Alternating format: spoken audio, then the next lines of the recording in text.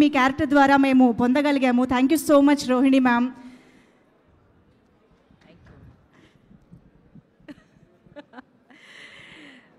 ముందుగా ఇక్కడికి విచ్చేసిన మీడియా మిత్రులందరికీ నమస్కారం.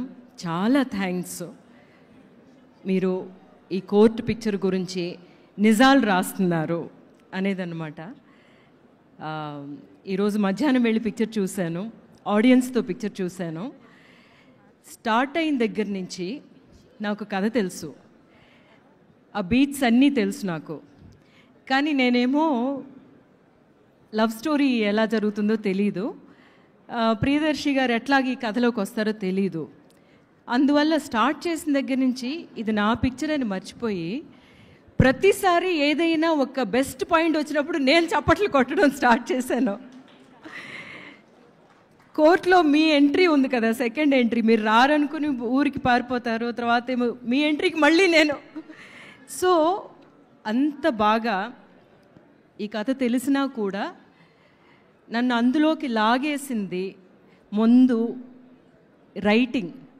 రైటర్స్కి, జగదీష్కి ద బెస్ట్ వర్క్ మీరు ఇచ్చారు. మంచి టాలెంట్ ఇండస్ట్రీలోకి, మీరు టాలెంట్గా మీరు ఇండస్ట్రీలోకి వస్తున్నారు. అది ఒక హిట్గా తీసుకురావడం ఎలాగా అనేది కూడా మీరు తెలుసుకుని వచ్చారు.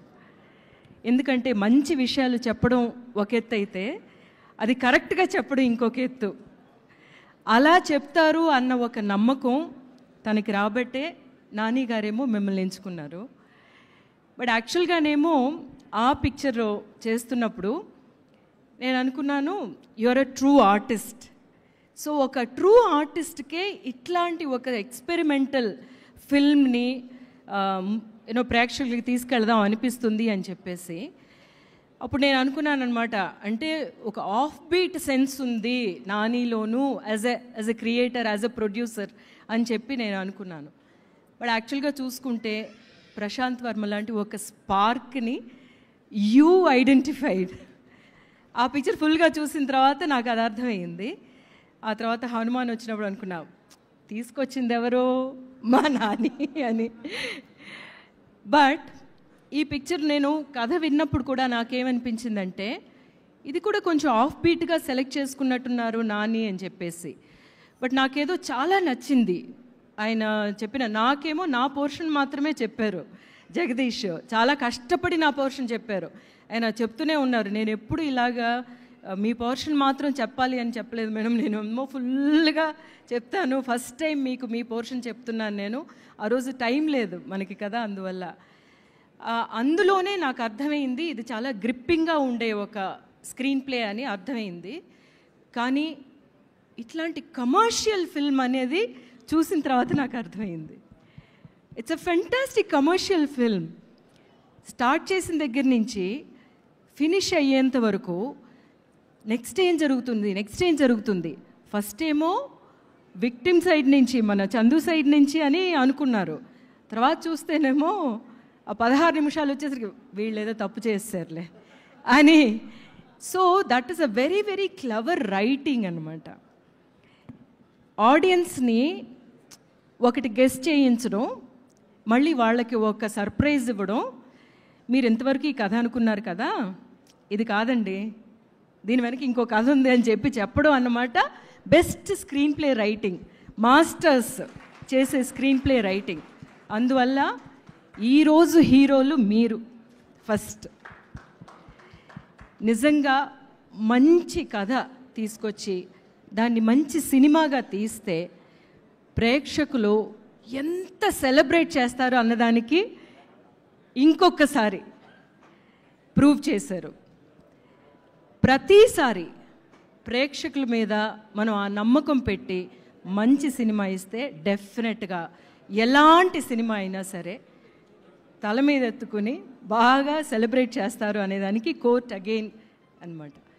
సో ఈ పిక్చర్లోని ప్రతి కాస్టింగ్ అంటే స్పాట్ ఆన్ అనిపించింది. అంటే మేమందరం ఉండడం వేరు, ప్రియదర్శి గారి లహరి వెరీ నైస్ ఫేస్, ఆ ఫేస్ని ఎంపిక చేసుకున్నారు కదా, అక్కడ తను చూస్తూ ఉంటుంది. తను కూడా తనతో మనం ట్రావెల్ అవ్వాలి అంటే ఫేసెస్ చాలా ఇంపార్టెంట్. యాక్చువల్గా ఒక డైరెక్టర్కి ఫస్ట్ టూల్ ఆర్టిస్టే. అంటే ఆర్ట్ డైరెక్షన్ ఉంటుంది, సినిమాటోగ్రఫీ ఉంటుంది, మ్యూజిక్ ఆ తర్వాత ఏమైనా చేయొచ్చు, కానీ ఫస్ట్ టూల్ ఆర్టిస్ట్. ఆ ఫేస్ మనకి కరెక్ట్గా దొరకడం అంటే ఫ్రెండ్ క్యారెక్టర్ చేశారు రఘురామ్ గారు, చాలా బాగుందండి నిజంగా.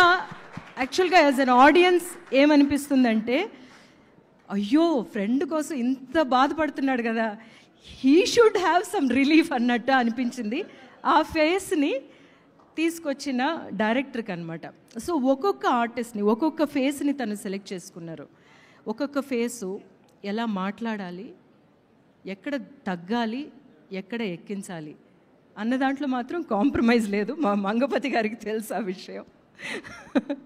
సో మంగపతి గారు క్యారెక్టర్, అదే శివాజీ గారి క్యారెక్టర్ మంగపతి ఇంత పెద్దగా అవ్వడానికి కారణం ఏంటంటే, ఎక్కడ ఆ క్యారెక్టర్ అలాగే ఉండాలి అన్నది తూచా తప్పకుండా తను డిజైన్ చేసుకున్నదనమాట. అండ్ నేనేమో అక్కడ మీరు చేసిన దానికి సార్, తర్వాత డబ్బింగ్ మీరు చేసిన విధం బ్యూటిఫుల్ అండి. The way you added that వాయిస్లో మీరు తీసుకొచ్చింది ఫెంటాస్టిక్ అండి.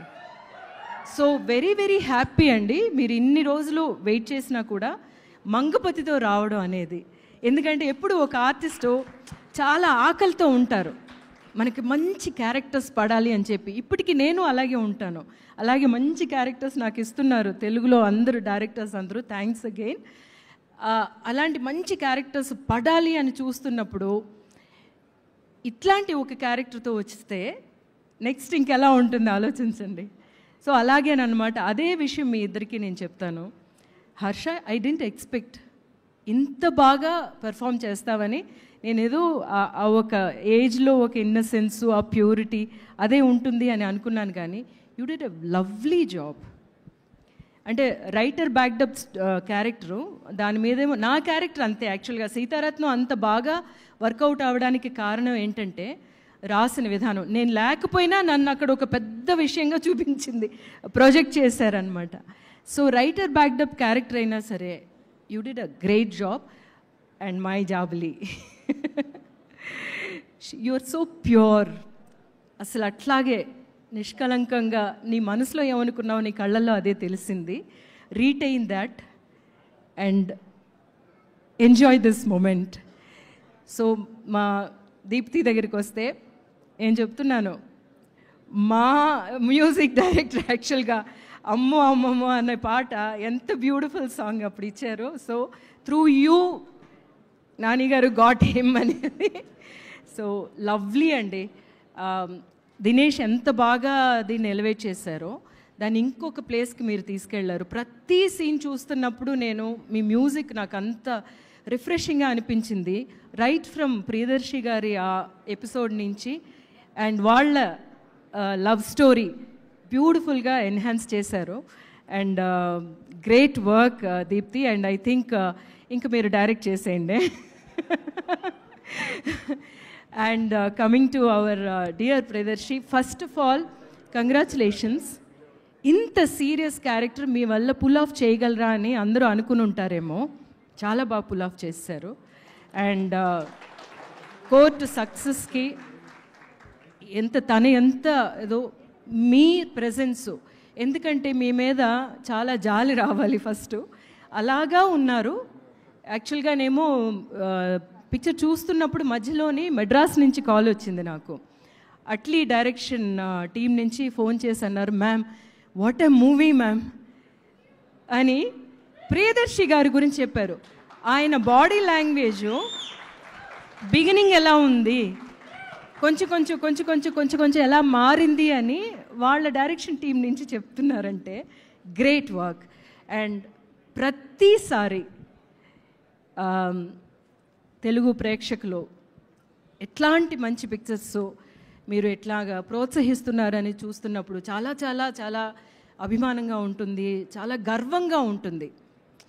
లాస్ట్కి ఏమో నేను చాలా జోక్గా అన్నానన్నమాట, బాహుబలిలోనేమో మా ప్రభాస్ని కొడతాను నేను, ఎందుకంటే శివుణ్ణి కొట్టగలిగింది ఒక్కదే, వాళ్ళ అమ్మ ఒక్కతే శివలింగం తీస్తున్నప్పుడు. అలాగేనేమో అలా మొదలైందిలోని నేను ఏదో అంటే నన్ను రేవతి అని ఏదో తిడతాడు నాని, తిడితే నేనేమో ఏదో తీసుకుని కొడతానమాట. అది అంత బాగా ఎంజాయ్ చేసినట్టే. కానీ లాస్ట్ స్లాప్ మాత్రం సార్ ఇట్ ఇరప్టెడ్ అనమాట. And thank you for letting that happen. ఒక ప్లేస్లో ఉన్న ఆర్టిస్టు ఏంటి నన్ను ఎందుకు ఇట్లాగా అని అనొచ్చు, కానీ ఆయన సబ్జెక్ట్కి అంత ఇంపార్టెన్స్ ఇచ్చినందువల్ల ఈ సబ్జెక్ట్ ఇట్లాగే ఫినిష్ అవ్వాలి అని ఆయన నమ్మినందువల్లే ఆ ఒక పాయింట్ దొరికింది, ఆ ఒక హై మొమెంట్ ప్రేక్షకులకి అది చాలా పెద్ద మొమెంట్గా ఇవ్వగలిగారు. So thank you for accepting that Shivaji గారు. అండ్ ఒక్కొక్కసారి ఒక్కొక్క పిక్చర్ రిలీజ్ అవుతున్నప్పుడు నేనేమో అంటున్నాను కదా ఇంకొక బ్లాక్ బస్టర్తో కలుస్తాము అని చెప్పి, అలాగే చెప్పినట్టే ఇంకొక బ్లాక్ బస్టర్తో మిమ్మల్ని కలిశాను. So thank you so much for this love again. Super ma'am, thank you so much, thank you. And yes, మరి ఇంత మంచి కథని